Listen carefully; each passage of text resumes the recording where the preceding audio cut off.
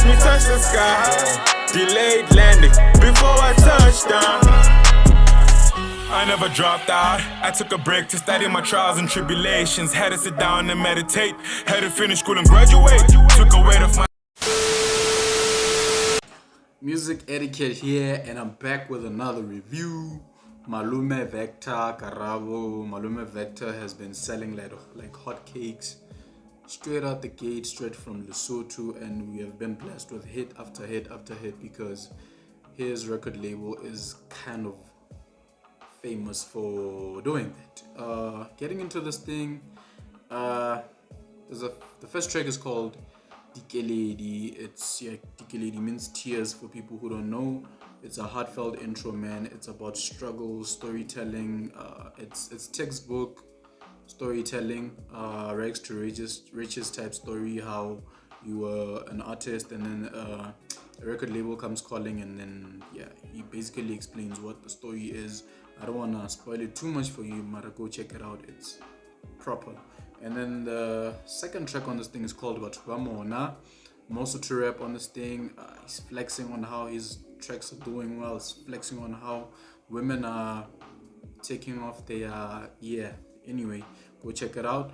And it's kind of motivational again, that if you're not making moves, then people are not being jealous. Oh wait, let me rephrase that. If you're not making moves, people are not talking. So if people are talking and jealous about you, that means you're doing something. That means you're getting under their skin and etc. I don't want to be a motivational speaker, but you get what I'm talking about.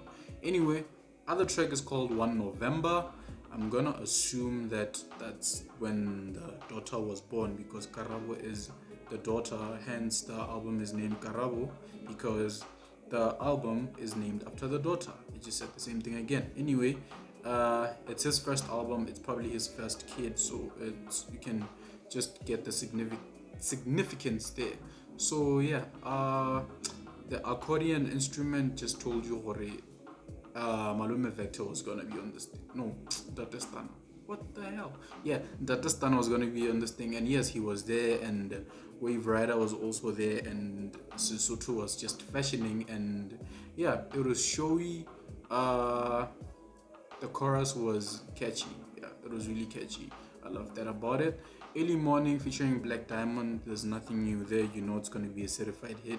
Go check it out. The other track on this thing is called Rover. I hated this thing. I hated Rover with everything that I had, and then I started listening, and it's a really nice song. It's hella catchy, and I mean, who doesn't want to pull up in a Rover to show that I've made it? And there was a line that I liked when he said, "Mama needs a house, baby needs some shoes," which was paying homage, I guess, to Ace Hood. Nobody is another track on this thing. Nothing new again.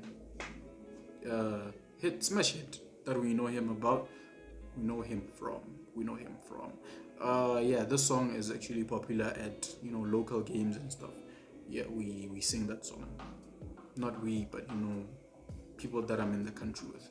You get it. Timomo is another track on this thing. He's featuring Intabayas Se Dubai. So Timomo is a hymn that people from a specific church usually hum. So I actually expected a gospel twist towards it, but it wasn't really the case. But I could just get hints of the gospel twist towards it, and hence the title, the beats, it kind of sounds uniform. Title, the beats. No, I mean the beats throughout this thing kind of sound uniform, and I guess you kind of want to play it safe with your first album because you don't want to derail, and then next thing you know, you're a has-been.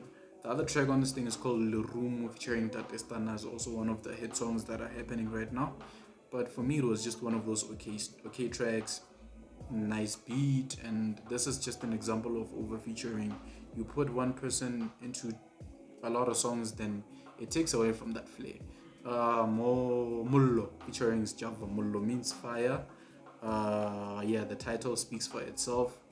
Someone was on fire at production. Like, they were not playing games with this thing. I love the flow. Java showing that he has range. He was sounding like Joyner Lucas with his speed, and the fact that he could deliver at that level and still sound audible and still make sense was just insane for me. Dumelang featuring Black Diamond. This is Malome Vector's breakout song, and it did numbers again. No surprises there. It's a smash hit, but I just have a problem with Miss Brew making the same damn beat for the past 7 years, but that's a story for another day. Another track on this thing is called Mangwani, featuring the Ubuntu band, and yeah, I got wedding vibes from it because it was beautiful. It's something you can play at your wedding to express love and stuff like that. And Halif Fedile is another track on this thing, and that's where I'm gonna stop because here's my problem with this album. It's too long. You are still trying to sell yourself to like the world. You don't want to have a track that has 18 tracks.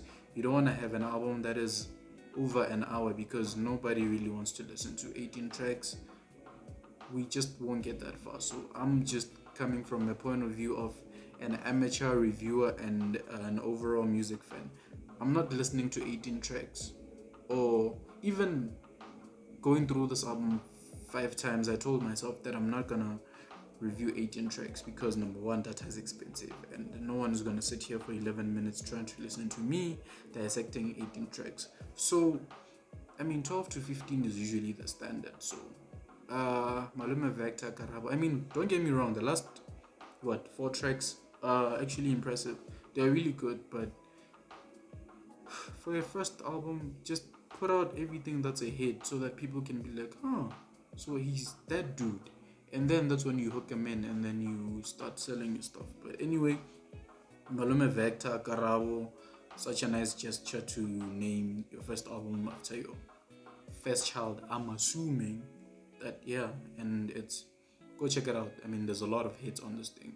The features are dope and production is dope. And I mean, shout out to the record label that keeps manufacturing hits. So Malome Vector, Karabo to the world.